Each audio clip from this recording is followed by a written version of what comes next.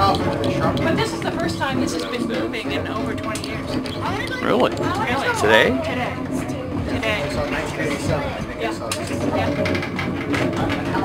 Why not until Because there now? are only special people who know how to do this. And they're here. And he's here. Right? Okay.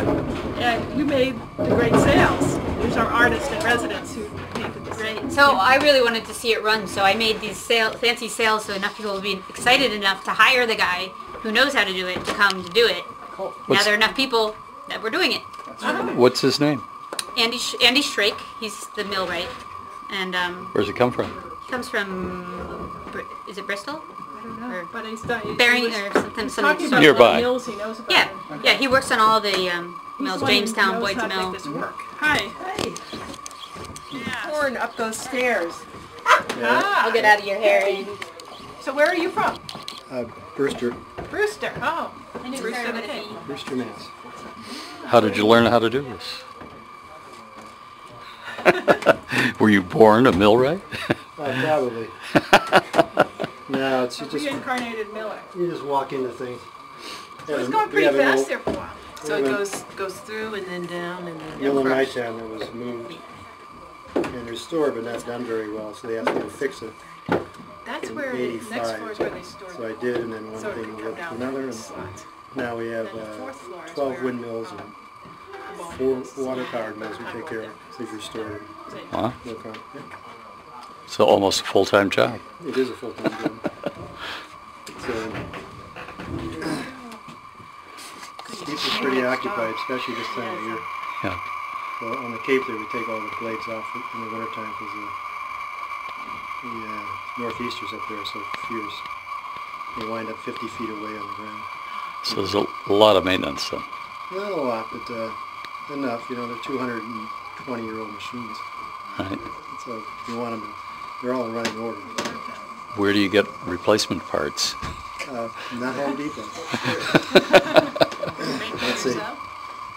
We have guys that I know that have sawmills. Same way up and same way down. So you can cut and craft what you need. Yeah, I've been dealing with the same people for 40 years, so Way down is backwards. after that no longer time, you just make a phone call and say, well, you exchange pleasantries and you stop beating around the bush and say, Go oh, I to want a work. 40-foot piece of white oak, There's the one. Yeah.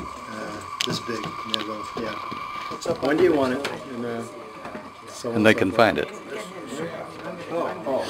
Yeah, I had one piece of wood for the Nantucket wind shaft, which is a big piece of wood. Was 37 foot long and 49 inches at the butt and 48 inches at the high end. Wow. Huge piece of wood. I had to weigh 10,000 pounds. Good grief. Just that one piece. And actually we used half of that for the windmill and we used the other half for the Gilbert Stewart water wheel that we built. Wow. So you work down South County then? Yeah.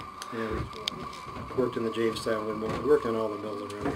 What kind of wind velocity is required to get this going? Obviously not enough. Well, when it came running, it was going for about 5 minutes. What happened, that was a smart answer, I should have said about 15 miles an hour, 10 to 15. Yeah. Well, when we have that, what's happening is there's a cherry tree right across from the mill here, blocks the wind. The wind is going right up over the top of the mill. It's hitting some of the sail. You appealed to anybody about cutting the cherry tree? I've mentioned it to more than one person in the Newport Restoration Foundation. They said no. Well, no, they actually, you know, they have other things that are more important than that to do. Right. Well, maybe they'll Is do it, this but they can't do frame, it today, right? was this frame some way of turning over the That's wheel? That's called a stone crane. About every 3,000 bushels or so, you'd have to sharpen the stones because the corn turns, it polishes it. You know, like a granite countertop that everybody puts in their kitchen these days. If it was that smooth, it wouldn't work. Yeah. So it's got to have. It needs to be rough. Yeah, it's got that stone's actually fairly sharp right now. It's got to have some grab to it. So we use that stone crane to pick the stone up and rotate it over. And see the crane? It pivots. Yeah, I see that, but it can pivot over into this position, You right? sharpen it that way, then you rotate it back over. Yeah. And then So that's down. Yeah, there's just two eyes on it right there. Yeah. On the side where the pins are. Oh, okay. And then you put this driver in. Here, this is what actually spins the stone. This sits right It sits on that shaft here. Okay. And it sits right here. See, the stone is balanced on that one little point there. There's a little hole right here that corresponds to it. So it's like balancing your fingertip. Wow. Yeah, So it's very well balanced then. Yeah, this is, these machines make flour, so they're all pretty precise. People think they're pretty crude. Yeah. No, But making flour had to be grinding very fine. Yes, yeah, actually it's an art just to make the stone be able to do that. But anyway, this is the driver, and it gets inside here, and it pushes against it and spins it. Now, would you use different angles and things for different kinds of grain? Like, is this Yeah, optimized for corn? This was set up for grinding. This is actually called a left-hand quarter dress. The stone that runs above it is the same dress as this. When you flip it over, corn comes down out of the eye, it comes out of the furrows here first. And this stone is flipped over, it acts like a shear. That stone goes across like that. It nips off a little bit of the corn and keeps moving it forward. You'll never find a whole piece of corn up here. It'll be cracked. Anyway, it keeps moving it out this way. You have centrifugal force. The stone spin, when the mill's running, the stone spins pretty fast. Yeah. Anyway, this stone here is pretty good for grinding corn. Not very good at all for wheat. Good for barley. The best dress, that's what this pattern is called, is a sickle dress. It's curved like this. And it's very, very effective on corn. And I have one of those in the Brister water power Brister. And it grinds corn to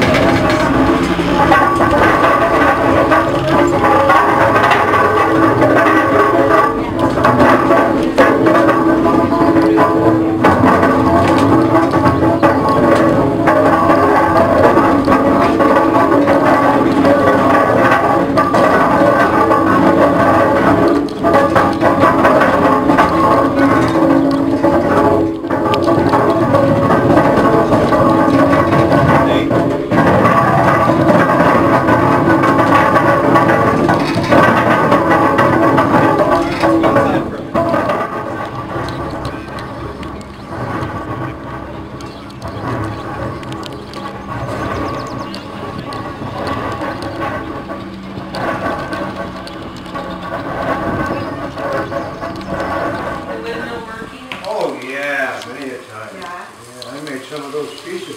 Yeah? Oh, yeah. I made the windows and the doors and helped make one set of frames. So you worked on it for years.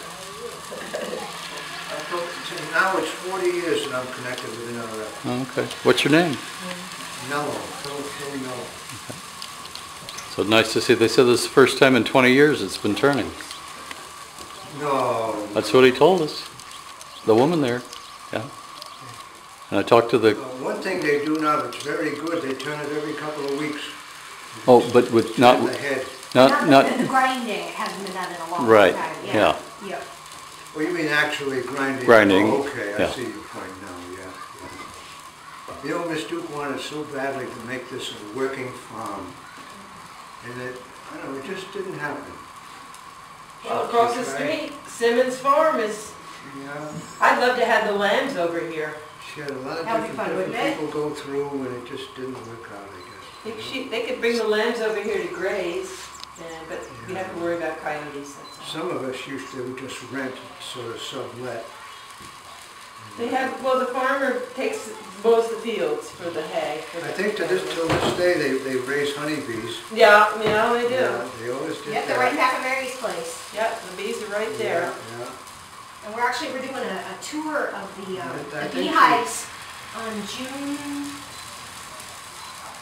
16th, Father's Day. Uh-huh. I saw some little baby bees the other day. They're Yeah. tiny, and they kind of look like, what are we supposed to do? Where's our home? They didn't look very... Oh yeah, They absolutely. teach classes here. These are jelly cakes. It's honeybees. cornmeal with And water they and a do little a salt few and sugar. classes for They have a plain or with stone molasses or with butter. Oh, Oops, you know what? I was going to throw that out anyway. That's it. Thank you so much. They know what molasses is. Real, The corn is a wonderful taste. Surprising because you know, sorry, you want to take this? Now that they grind this here or not? No, we bought the Kenyon's cornmeal. It's only in Rhode Island section in the supermarket. And the recipe that we follow is right on the side of the box. But it's a white cap flint corn. It's a Rhode Island variety of corn. This building used to be part of the main house. The hogs. Thank you.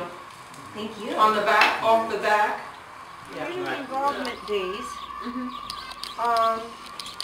And people would come, people like me would come, and we would sort of fart around with stuff and try to explore what we would do. So how did you come up with the design of some of that particular? Well, if you think about, come over here. I should do this because That's okay, feel free to. see that's a half circle.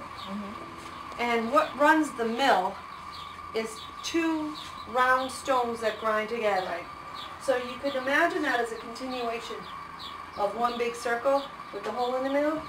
That's essentially like a graphic representation of the millstone. Got it. All right. Okay. So if you go to right outside the door of the mill on the ground, there's a round stone. And if you go and look at that, you'll notice that there's these angles that hit just like that. And in the center, there's a hole. And so that represents that. Sure. Okay. Now you had it before reasoning because it's very specific. So Yep. It's not, you know. And then if you put Random. half of that, and then you put another one over here, it sort of forms a shape, and that's sort of what's happening on those fan pieces. Okay. The Good. blades. All right. Thank you.